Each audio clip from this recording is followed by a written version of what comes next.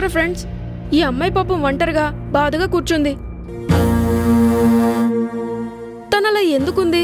తన ప్రాబ్లం ఏంటో నేను తెలుసుకుంటాను.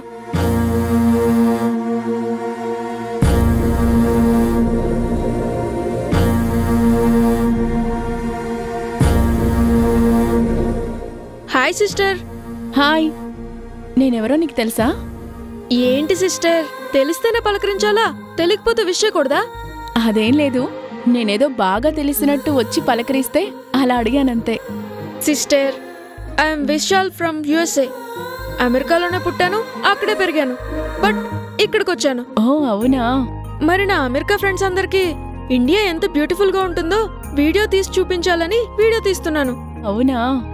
నేను వీడియో తీస్తుంటే బ్యూటిఫుల్ లొకేషన్ తో పాటు బాధగా ఉన్న నువ్వు కనిపించో. అందుకే నీ ప్రాబ్లం ఏంటో తెలుసుకుందామని వచ్చాను.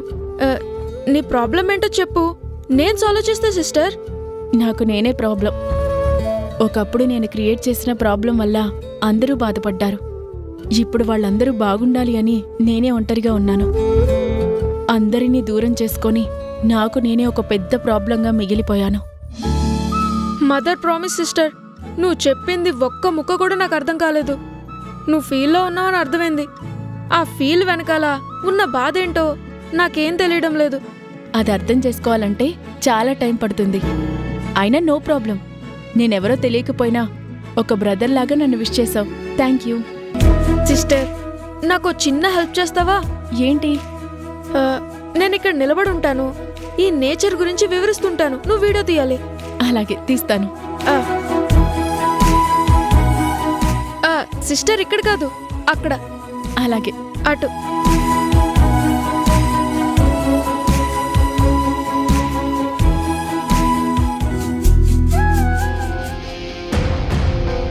వాళ్ళందరికీ డబ్బులు పంచారంటే అప్పుడు ఊరు మొత్తం వాళ్ళ వైపే ఉంటారు. మీ వైపు ఎందుకుంటారు? నువ్వు చెప్పింది నిజమేరా పాత్ర. డబ్బున్నోళ్ళు కదా, డబ్బు పంచితే ఏదైనా చేయొచ్చని చాలా తెలివిగా వచ్చారు. కానీ పల్లెటూరోళ్ళు వాళ్ళకన్నా తెలివైన వాళ్ళని మర్చిపోయారా. పంచనే, వాళ్ళ దగ్గరున్న డబ్బు మొత్తం పంచనే. మనకు కావాల్సింది కూడా అదే కదా. అదేంటయ్యా, ఊరు మొత్తానికి పనిచేస్తే మరి మీ పరిస్థితి ఏంటి?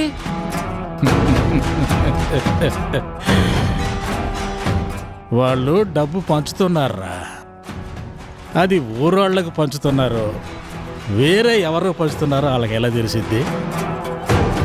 ఇక్కడ ఎవరు ఊరోళ్ళో ఎవరు పరాయోళ్ళో వాళ్ళకి తెలియకుండా మధ్యలో నేను ఉంటాను. పంచిన డబ్బు మొత్తం మన సంచులోకే వస్తుంది. పేదవాళ్ళకి ఇచ్చామని వాళ్ళు మురిసిపోతారు. ఊరికి వాళ్ళకి మధ్యలో గోడలాగా నేనుంటే ఊరికి మంచి అడ్డ జరుగుతురా. అదేలాగయ్యా, ఎవరికి ఏం కావాలో చేస్తామని చెప్తున్నారు.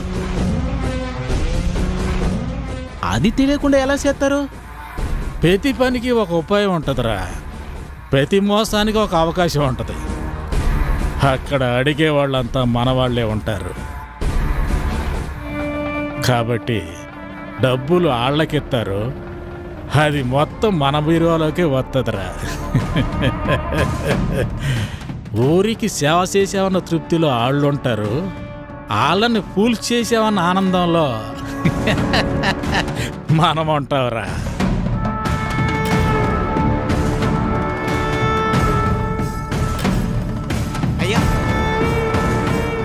ఇదేరా పల్లెటూరు రాజకీయం.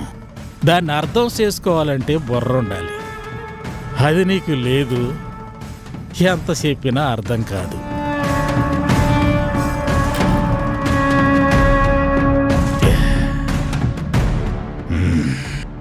తీసుకోండి అయ్యా, ఇంకొని తీసుకోండి అయ్యా.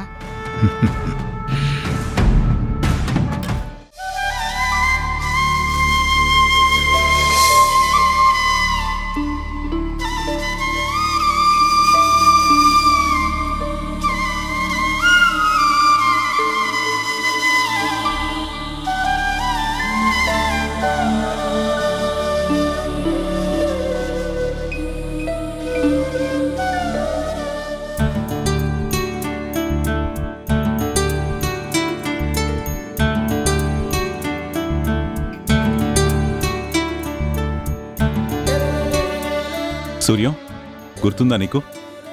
ఇదే పొలం గట్టు దగ్గర మనిద్దరం ఎన్నో రోజులు పనిచేశాం. కలుపులు తీసేవాళ్ళం, దుక్కి దున్ని నాట్లు వేసి సాగు చేసేవాళ్ళం. ఎలా మర్చిపోతాన్రా? అన్నం పెట్టేది అమ్మ అయితే ఆ అన్నాన్ని పెట్టేది నీలమ్మ. ఎప్పటికీ మర్చిపోలేంరా. ఇక్కడ పనిచేయడం అంటే అంతకు మించిన ఆనందం ఇంకొకటి ఉంటుందా? ఏంట్రా, ఈ వయసులో కూడా ఇంకా పొలం పని చేయగలని అనుకుంటున్నావా? రేయ్, ఇన్నేళ్ళు వ్యవసాయానికి దూరంగా ఉన్న నువ్వే గుణపం పట్టుకొని రాగాలేంది? రే, ఇప్పటికీ ఆశ్రమంలో అప్పుడప్పుడు వ్యవసాయం చేస్తున్నాను రా నేను. రే, మన పొలంలో పనిచేయడానికి నేను వెనకడిగేస్తానా? సరేరా, చూద్దామా ఎవరు అలసిపోతారా? సరేరా, నేను నాగలి పట్టుకుని ఎన్నేళ్లైనా ఇప్పుడు మళ్ళీ దుక్కి దున్నడం మొదలు పెట్టానంటే నువ్వు నాతో పోటీ పడలేవు. వ్యవసాయంలోనే సాయం ఉందిరా. మనం ఇక్కడ ఎంత కష్టపడి వ్యవసాయం చేస్తే అక్కడ అంతమంది తిండి తినగలరు.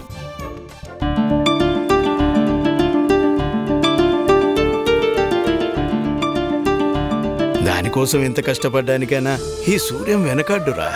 సరే రా, ముందైతే సాగు చేద్దాం. పద పద. రెడీ? పదా. రేయ్, అక్కడ మీ చెల్లిని చూడు.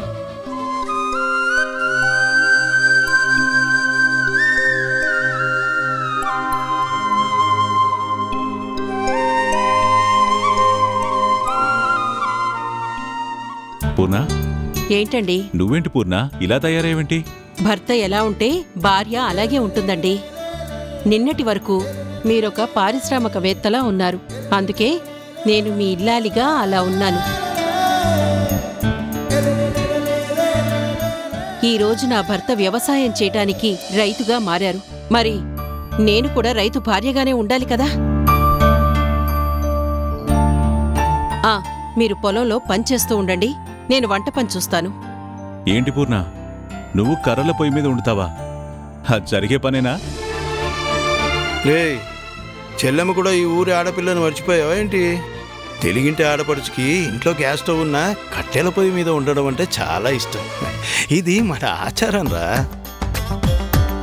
అందుకేగా పండగప్పుడు పిండి వంటలని కట్టెల పొయ్యి మీద చేస్తారు. అవి తినడానికి కూడా మహా రుచిగా ఉంటాయి. చెల్లెమ్మా, మాకిష్టమైన వంటలన్నీ చేసి పెట్టమ్మా. మేము ఈలోగా పొలం పనులు చూసుకొని వస్తాం. అలాగే అన్నయ్య. పదరా. పదరా.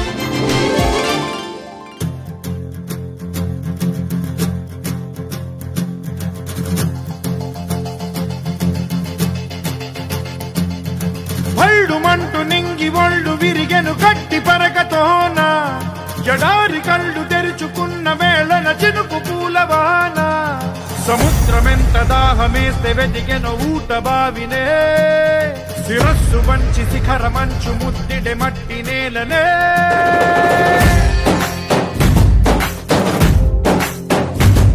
పదర పదర పదరా, నీ అడుగుకి పదును పెట్టి పదరా, నీ అడవిని చదును చెయ్యి మరి వెతుకుతున్న సిరి దొరుకుతుంది కదరా.